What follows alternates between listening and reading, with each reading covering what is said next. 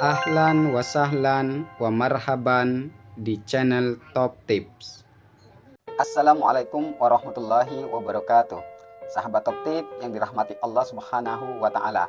Ketika usia Nabi Muhammad SAW hampir menginjak 40 tahun, maka ada pergulatan dalam batin beliau, ada kegelisahan tentang bagaimana kesesatan masyarakat yang terjadi saat itu, tentang ibadah mereka yang menyembah berhala, tentang perilaku mereka yang sangat buruk. Hal ini menjadi kegelisahan dalam diri Rasulullah untuk membawa mereka, membimbing mereka ke jalan yang benar, kepada jalan yang akan membawa kemaslahatan. Di sisi lain, beliau belum menemukan hal apa yang bisa memberi pencerahan kepada mereka. Karena itulah pada usia demikian, beliau memiliki ketertarikan, keinginan untuk sementara mengasingkan diri dari masyarakat. Maka dipilihlah Gua Hiro sebagai tempat beliau untuk merenungi, guna mencoba memberi solusi, akan mengeteskan persoalan di masyarakat. Maka setiap malam Rasulullah SAW berdiam diri di Gua Hiro itu. Kemudian ketika bekal-bekal sudah habis, beliau pulang lagi ke rumah guna mengambil bekal, dan kemudian kembali lagi ke Gua Hiro guna beribadah di sana, berenung di sana, untuk bertafakur tentang persoalan-persoalan kehidupan terutama yang terjadi di masyarakat Quraisy saat itu. Hingga akhirnya datanglah malaikat Jibril, kemudian memerintahkan beliau untuk membaca Iqra. Tapi Nabi Muhammad menjawab bahwa beliau tidak bisa membaca. Maka dipegang oleh Jibril Nabi Muhammad, kemudian dirangkulnya hingga kata Nabi, aku merasakan sesak di dadaku. Kemudian Jibril melepas, memerintahkan beliau untuk kembali membaca, tapi Nabi Muhammad kembali menjawab, aku tidak bisa membaca. Dipegang oleh Jibril lagi, kemudian dirangkul lagi, hingga Nabi Muhammad merasakan ada yang sesak di dadanya. Itu terjadi 3 kali, hingga akhirnya Jibril mengatakan, Iqra bismi rabbikal ladzi khalaq. Itulah ayat pertama yang turun kepada Nabi Muhammad, yaitu surat Al-Alaq ayat 1-5.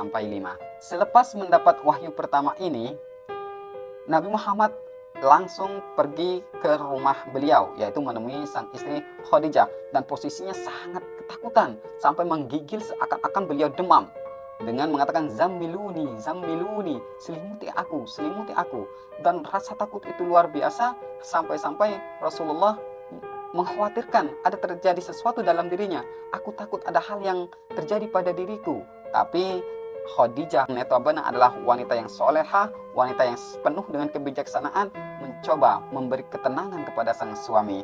Wahai suamiku, demi Allah engkaulah orang yang baik, tidak mungkin Allah akan menghinakanmu, karena engkau ada sosok yang suka menyambung silaturahim, yang suka membantu, yang suka berbuat baik, dan hal-hal kebaikan lain yang dituturkan oleh Khadijah kepada sang suami guna memberi ketenangan. Selepas itu Nabi Muhammad pun menyampaikan cerita tentang apa yang beliau alami di Gua Hiro. Selepas mendapat penjelasan demikian dari sang suami, yaitu tidak lain Nabi Muhammad, maka berinisiatiflah Khadijah membawa sang suami untuk menghadap anak paman beliau, yaitu Waraqah bin Naufal.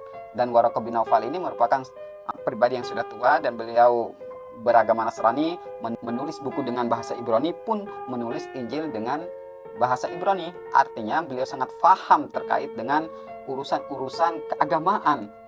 Ketika Waraqah bin Naufal mengetahui kisah yang disampaikan oleh sang saudari, ditegaskan oleh Waraqah bahwa yang datang kepada beliau, kepada Nabi Muhammad adalah Namus, yaitu malaikat Jibril yang itu pernah datang kepada Nabi Musa. Maka selanjutnya Waraqah bin Naufal berkata, demi Allah, sekiranya aku masih hidup pada masa itu, maka aku akan membantumu. Demi Allah, sekiranya aku masih kuat pada masa itu, maka aku akan menolongmu semampuku ketika kaummu mengusirmu.